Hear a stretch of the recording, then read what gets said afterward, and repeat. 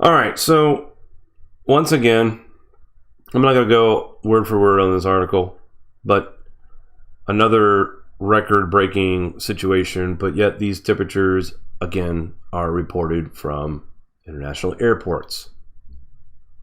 Airports that have possibly been grown in size, bigger tarmacs, more pavement, more heat will be absorbed. And I don't understand why we continue to take these record-breaking temperature readings from these devices. Clearly, this is cherry-picking temperatures. I'm not saying it wasn't hot in Alaska. I'm not saying that. I'm just saying I'm tired of the overdoing it.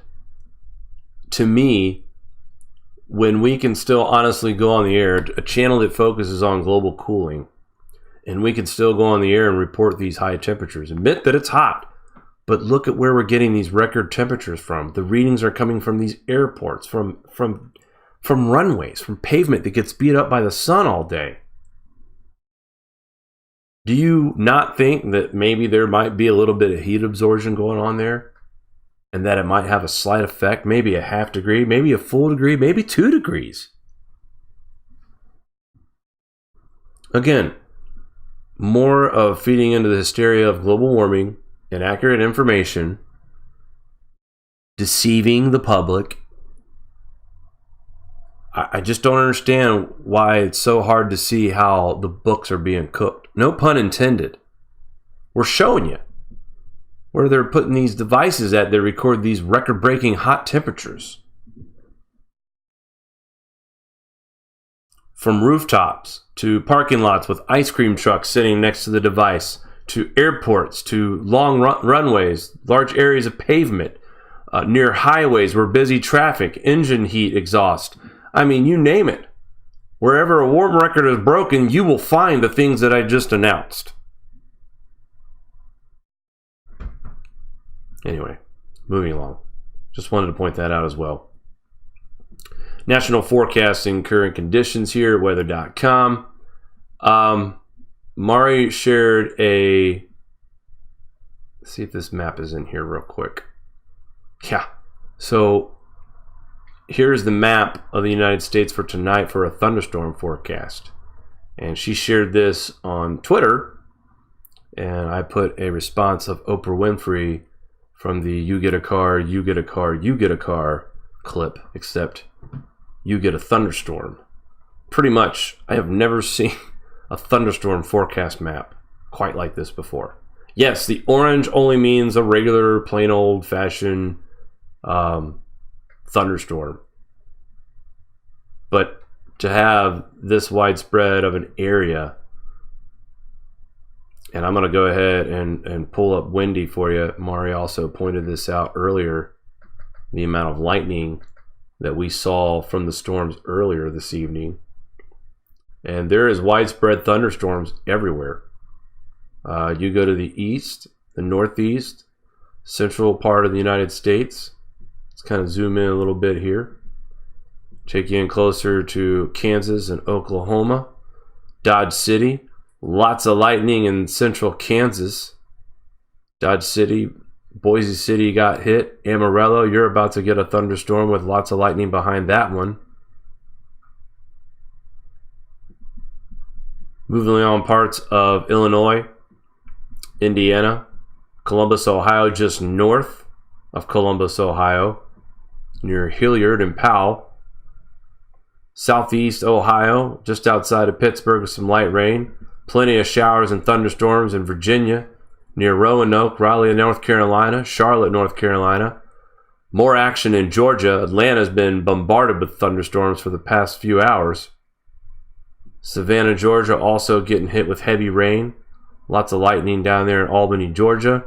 Montgomery, Alabama just had a nice severe thunderstorm. Lots of lightning with that as well. And heavy rain and thunderstorms moving across central Tennessee through the Manchester, Winchester, Deckard area, and more to follow that. Also, showers and thunderstorms in Little Rock. So the Weather Channel wasn't overdoing it. We also have Minnesota rain too. Thunderstorms up here. Let's get this to go back in motion so we can see our lightning strikes again. Bear with us, folks. Thunderstorms across southern parts of Michigan as well. Let's go further west, South Dakota, North Dakota, northwest Nebraska, and now Denver with thunderstorms as well. So as you guys can see, very busy. Lots of thunderstorms, lots of lightning, widespread throughout the country. The good news is that we don't have anything that's very pressing at this time, but we are watching some other weather events, taking a look at our El Nino. Should be officially at El Nono. It's trying to come back to life right now at 0.363, still under the threshold of an El Nino. Thank God we don't have any wind chill factors to be looking at here in the lower 48. Let's get right into our GFS outlook. Boy, lots of rain here for Saturday, July 6th. This forecast is definitely updated. This is overnight hours into the morning. That sunlight seems to look to kind of dry us out a little bit as far as the atmosphere goes, but as we get close to evening Saturday night, we see the chances of rain redevelop in the late evening hours into the overnight hours all over the East Coast as well, and just the atmosphere reloads on Sunday, and that straight line, boy, that keeps showing up and it keeps moving further west. But we are concerned with the amount of rain and moisture that we are seeing in this region as well. Parts of Nebraska and Kansas continue to get showers across that region. Let's move forward in the GFS through Sunday. Heavy rain in Nebraska into central Kansas, Oklahoma, Arkansas, then back into the south and the southeast. By Monday, July 8th, we will see some more East Coast action for rain. High pressure begins to set up over Michigan and then kind of just hangs around in the Great Lakes, keeping the moisture just south of the Ohio River into the deep south and east part of South Carolina and North Carolina. Also, more showers reloading across the northern and central plains, North Dakota, South Dakota, Nebraska, Kansas, Oklahoma through Texas. A line of showers on Tuesday, July 9th. That high pressure system still hanging out in the Great Lakes, finally starting to move forward as another high pressure system is pushing this low quickly through the area, and only just a day of moisture through Ohio, and then more high pressure setting up here on July 12th, trying to maintain some drier weather through the 13th, the 14th, into the 15th. Again, the atmosphere reloading in the Central Plains. By the 15th of July, more rain for South Dakota, Iowa, Minnesota, South Dakota. Watch out. Then we got to start watching something here in the Gulf. A little bit of the low pressure spin here. I'm going to point this out real quick, guys. Check this out right here. Watch this progress. This is July 13th, next Saturday. The low pressure system seems to get caught up, hangs out on the panhandle of Florida for a few hours, a couple days. 15th, here we are. 16th, kind of just dissipates. And as of right now, this system is fizzling out. What we were watching earlier on our previous run was a possibility of development there in the Gulf. So still not out of the woods, but I wanted to show you guys that we were possibly looking at some kind of development in the Gulf indicated here around the 11th of July.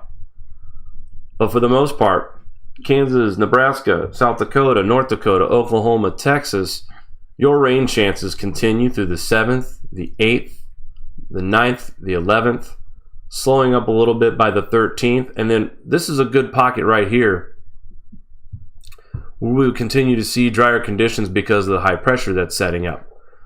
Now, when we have high pressure, we usually see cooler temperatures as well. And let's see what we have here on the GFS. July 13th, those are lows, I'm sure. These are daytime highs for July 13th. 78 degrees near Toledo. 77 degrees. 80 degrees in Iowa.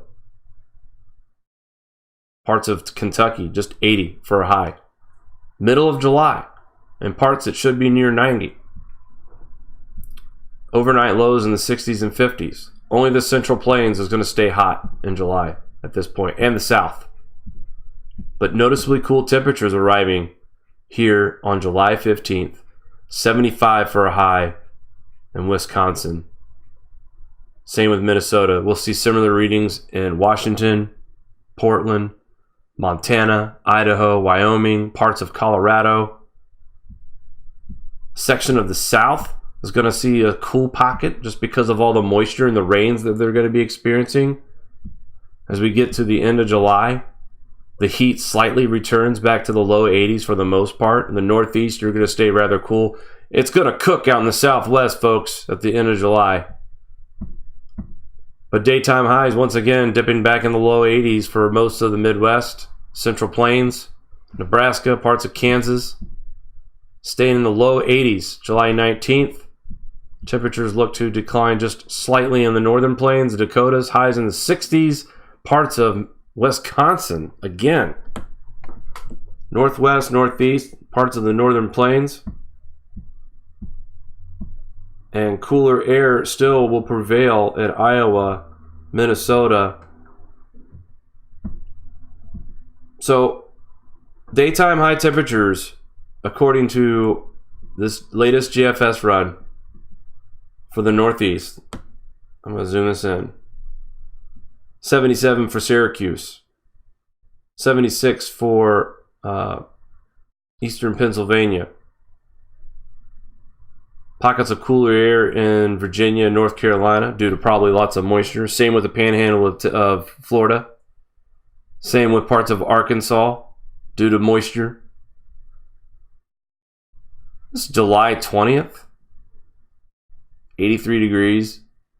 Nebraska. Yeah, western Nebraska is a little hotter. Western Kansas, a little hotter. Central Kansas looks good for crop heat. Same with most of Nebraska. Iowa, though, northern Nebraska, northern Iowa, parts of South Dakota, North Dakota, Minnesota, Wisconsin, Illinois, maybe a little bit better. This goes back to what I'm trying to talk about with the concern of having an early freeze. We're not already getting the proper heat that we need for these crops right now. We're getting an overabundance of moisture, that's for sure. This is a look at all of North America. Let's take a look over here in Europe as well. Wet patterns pretty much every part of the world that we look. Rain for the UK, several chances. Denmark as well, you get scattered. Across France, northern Italy, and on the action, Germany. So, like the US, we're looking at a wet pattern. Let's check out the temps out here in Europe. We're not seeing the heat, obviously, that we would see in the United States, but still, definitely a lot cooler than what we were looking at with this severe heat wave that we had just a few days ago. But temperature is staying rather pleasant, if you ask me. UK especially. So nothing too extreme. Spain and Portugal heating up. Parts of southern Italy heating up. But that's typical weather right here. I think that's going to do it right now. Mari, did you want to come over here and say hello to everybody? Absolutely. I know you were man in the chat. Thank you very much for doing what you do for this channel. It's greatly appreciated. You know, it's a lot of work. And we put up with a lot of stuff to keep it going, but it's fueled out of passion, and we absolutely love you people in the chat. We love this community, and we love what we do. So with that, I would like to thank Daniel for super chat.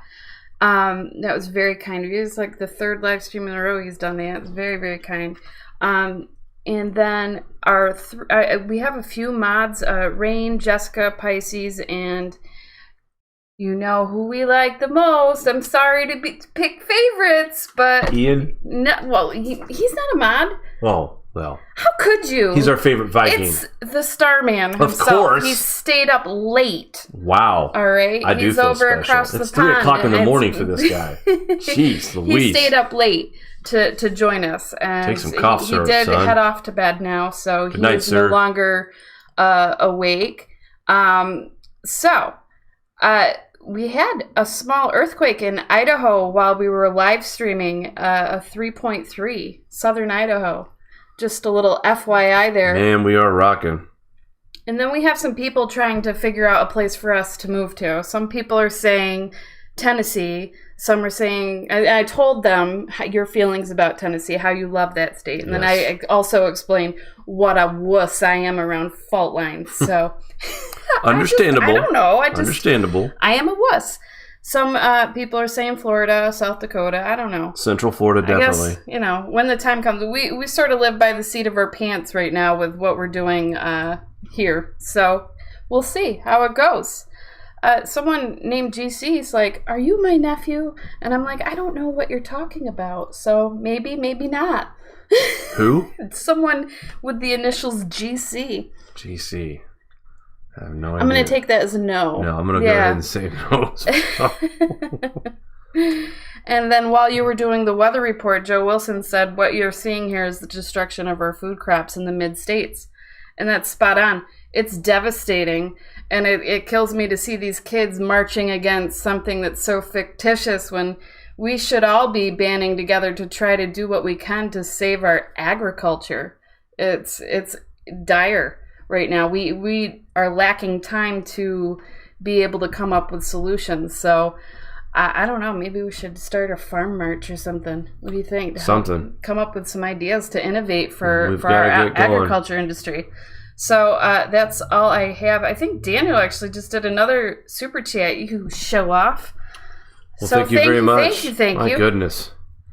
And Pisces, I don't know Pisces. I gotta read the back chat. I'm not in front of the chat, So anyway, you guys have a great night. When are we going to be back on live again? I think we're going to try tomorrow night as well. It's so hot and humid without the fan on in here, I know, Jake. I'm right? like melting. We're dying here. It's hot and humid here, 2 days in a row in New York. I do want to ask our Patreons who are listening what they want to see on the Patreon page, because we're thinking of doing a live stream just for our Patreons and perhaps having like a call-in and just sort of testing it out. So if you're a Patreon, a call-in show, that is. Yeah, head on over to the Patreon page on GSM and just leave a comment on what you would like to see, because I would like to develop that more. I'm new to that social media platform and I really don't know what to do with it. So your ideas are very important. We'd love to hear what you want. So thank you for supporting us, Patreon members. Yeah, and Mari, wonderful idea. That Patreon could be the platform where we have call-in shows like on these Grand Solar Minimum News updates. So that is a wonderful idea. Again, share with us what you guys would like to see us do on the Patreon channel. We would like to get more content flowing from that as well. That's going to do it for us tonight. We hope everyone had a wonderful holiday. Happy 4th of July and a great weekend upcoming. Stay tuned to the Grand Solar Minimum News channel, as we will be back with more updates as they happen. Again, guys, take care and we will talk soon.